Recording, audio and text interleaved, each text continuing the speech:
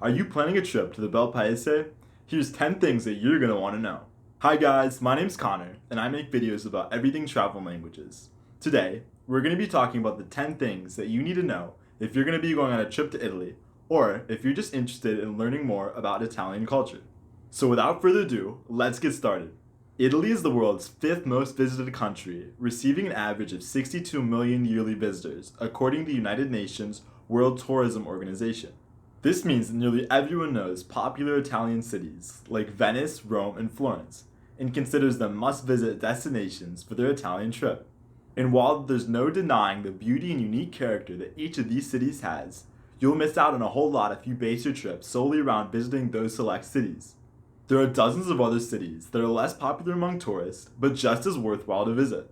Naples is a beautiful and underrated southern capital, famous as the home of pizza and traditional Italian music. Lecce is a historic Apulian city that is sometimes nicknamed the Florence of the South. Bologna is the capital of the northern Emilia-Romagna region and the home of the world's oldest university. Genoa is a populous metropolitan city on the Italian Riviera with a history as a maritime republic. Finally, Sardinia is the Mediterranean's second largest island, in a region rich in nature. And for an even more authentic Italian experience, you can visit any of the thousands of little villages that make up the country.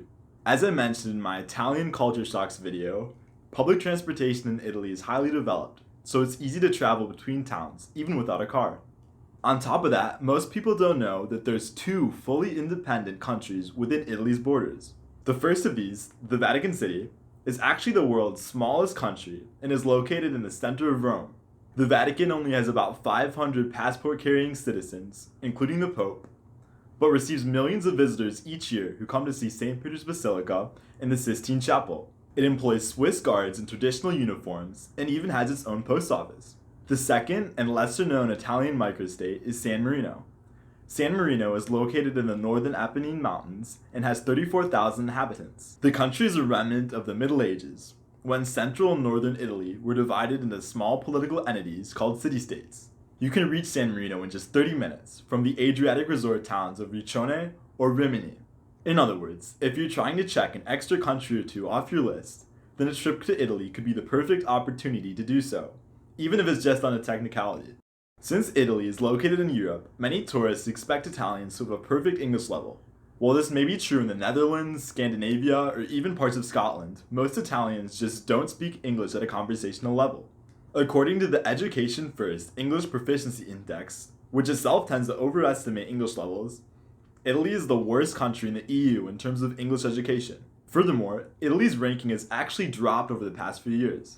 To see this in action, all you need to do is read any of the thousands of poor English translations on Italian signs and labels. English fluency is really only widespread in the tourist areas of major cities. Younger Italians, who have more recently taken English classes, are also more likely to speak English.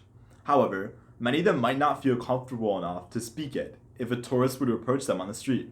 This means that you should plan on learning at least a few words of Italian before visiting Italy, especially if you plan on leaving the major touristy areas. But even if Italians aren't the best English speakers, most people don't realize that there's actually more languages than Italian that are spoken in Italy.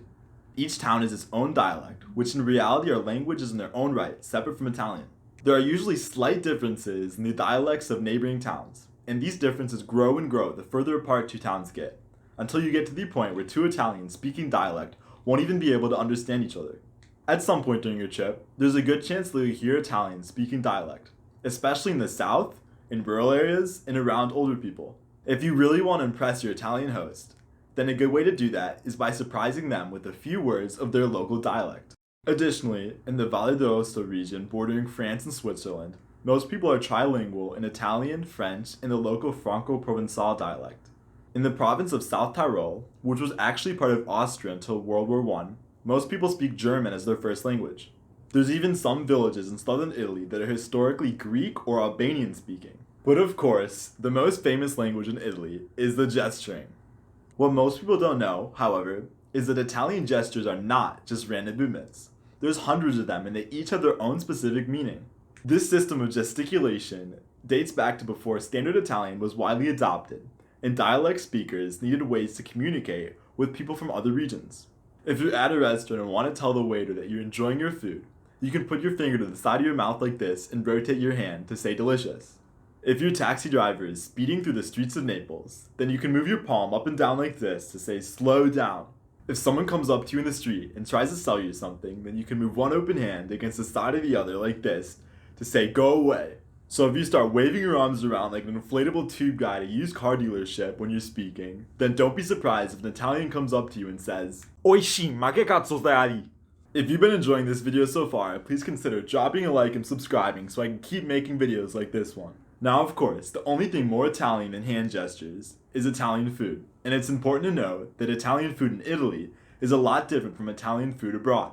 Foods like Italian subs, garlic bread, and breadsticks don't exist in Italy. Spaghetti and meatballs are always eaten in separate courses, never together as part of the same dish. And if you order a pepperoni pizza, then you'll receive a pizza with peppers on it, not salami. It's wrong to think that Italian cuisine is only pizza and pasta, as dishes can vary a lot region to region. In Abruzzo, for example, lamb is commonly used, while in Puglia, oysters are popular. But no matter the region, Italians are all united in their hate for one common enemy: pizza with pineapples on it.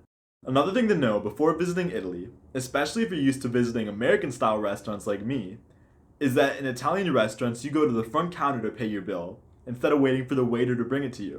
In general, Italian restaurants employ fewer wait staff and offer a more relaxed dining experience. This means that it could take a couple minutes to get your waiter's attention.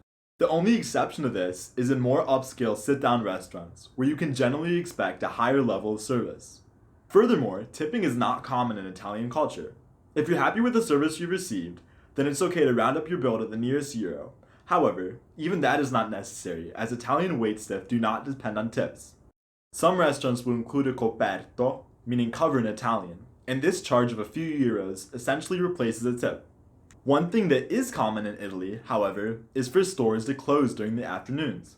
This generally occurs between noon and 4 p.m., as well as during weekends. Italians use this time to relax and eat with their families, as opposed to going shopping. Usually, the only stores to remain open all day long are supermarkets and the shops in heavily touristy areas. Many Italian businesses, but not tourist shops, will also close for a week or two in mid-August so that their employees can celebrate Ferragosto. Ferragosto is a holiday on August 15th of each year that celebrates the summer season. Finally, before visiting Italy, you should know how to validate your ticket. Bus and train tickets are easy to use and generally don't need to be purchased in advance. However, when you do use them, it's important to validate them to avoid getting a fine. Tickets are usually sold at counters in train and bus stations or at self-service machines. When you're ready to use your ticket, you insert it into the validation machines on train platforms or on buses to stamp it with the date and time. You can avoid having to validate most tickets by buying them online. However, doing this will restrict their use to a certain date and time. Alright guys, if you enjoyed this video, please hit that like and let me know in the comments if you have anything to add. If you want to stay updated about future videos, then hit that subscribe button and the notification bell. Thanks for watching!